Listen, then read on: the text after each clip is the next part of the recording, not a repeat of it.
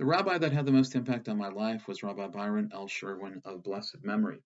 He was my doctoral advisor at the Spertus Institute for Jewish Learning and Leadership in Chicago, and he was the protege of Rabbi Abraham Joshua Heschel. And I was the recipient, I think, in so many ways, of the wisdom of Heschel transmitted through Rabbi Sherwin. It was an incredible experience for me to be able to sit at his feet. And one of the things that he related, unfortunately, he passed away in 2015, I think taken away from us too early. But one of the things that he related to us in one of the classes was that Heschel had opined that America had been wonderful for Jews, but terrible for Judaism. Now, Rabbi Sherwin had grown up at a time in which he communicated to us that he still remembered where he would see signs, when he was growing up, where it said no blacks and no Jews.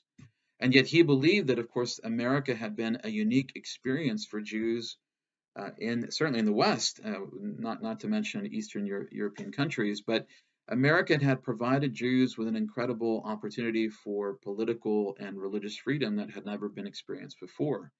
And yet the impact of that was, I think, very different in terms of the religious aspect. And what I mean by that is that if you look at the demographic studies of today, we realize that about a third of American Jewry has no religious affiliation whatsoever. That is, they're not a member of a synagogue, they don't really participate in any kind of religious observance. They might be cultural Jews at best, and that might be a big question in and of itself, but it's a sad reflection of the current state of American Jewry. On top of that, we see the conservative movement, for example, having shrunk tremendously. I think it represents something like 17%, or maybe a little bit more than that. For a movement that once maybe constituted 40% or so of the American Jewish community. So the amount of assimilation that we face in the United States is staggering. And that really was the heart of what Rabbi Sherwin and Rabbi Heschel were trying to communicate, that politically speaking, economically speaking, in terms of personal freedom, America had given this tremendous gift to the Jewish community. And yet religiously, because of that warm embrace, there had been an unexpected byproduct, which in many ways is proving to be quite damaging to the welfare or the spiritual welfare of the Jewish community. Now, in last week's parasha Vayishlach, Yaakov prays to Hashem that he protect him from the hand of his brother and the hand of Esau. It's sort of repetitive. Why does he mention the hand of his brother and the hand of Esau?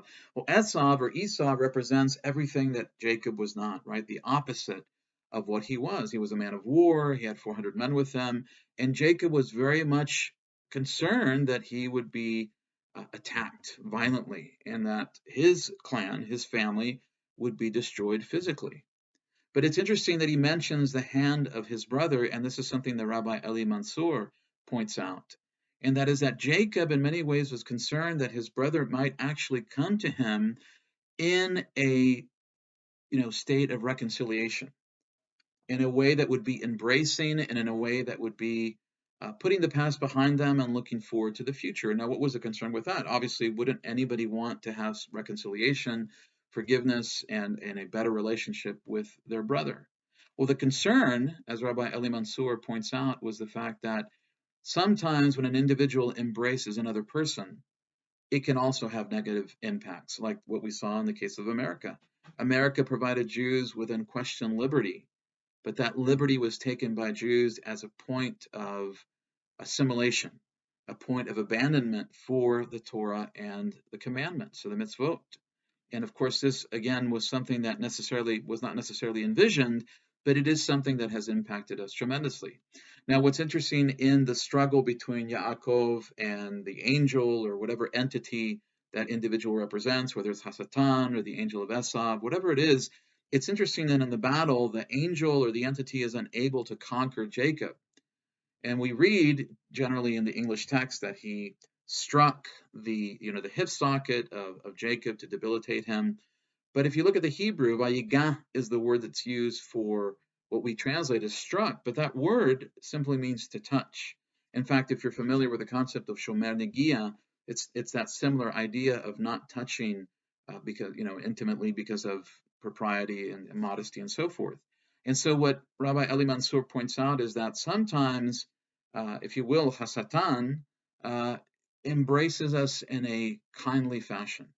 He wants to show us that he's not our enemy, and the idea is basically to be our friend and to be our buddy, if you will. And of course, that was what Jacob was most concerned about, that intimacy with his brother, who had a very different worldview, a different philosophy, a different perspective, and a different commitment to Hashem, would ultimately bring about sort of the soft relaxation of his obligations to the covenant that Hashem had established with his forefathers, and of course continuing that with Jacob. And I think it's something very meaningful to us to consider. We live in a world of incredible freedom, and yet we see Jews who are so committed to every ism out there except Judaism. They're committed to every political perspective and every other, you know, idea that one might put out there that may have, beneficial perspectives or consequences to it, but they don't show the same kind of intensity that they do in their faith in God. And what happens over time is that that religious component, the lifeblood of the Jewish people, the covenant at Sinai, sort of gets put to the side and is no longer important. And I think that is what Heschel and Rabbi Sherwin were trying to communicate to us, that as much as freedom as we may have, it's always it's always critically important for us to understand that there should be boundaries, that there should be a clear division between those who have a covenant with Hashem and those who do not. And while we want reconciliation, while we want peace, while we want amity with those individuals of different faiths and different cultural perspectives, we have an obligation to remain faithful to the covenant at Sinai. Now, I think it's interesting also if we look at the case of Haman in Persia and the Jewish community, you have a case of anti-Semitism, right? He hated Jews, he despised them. In the case of the Maccabees, they were confronted by the Seleucids, who did not hate Jews as Jews. They simply wanted Jews to accommodate their polytheistic vision of the world. They wanted Jews to show a measure of fealty and fidelity, loyalty to the kingdom by incorporating their sacrificial system, their cultic worship, into the cultic worship of the people of Israel.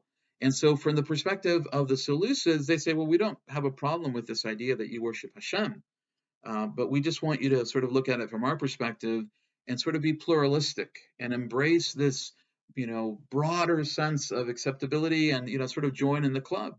And of course, this is what the Maccabees fought against. There could be respect, there could be some accommodation in terms of cultural perspectives, but religiously speaking, there could be no compromise.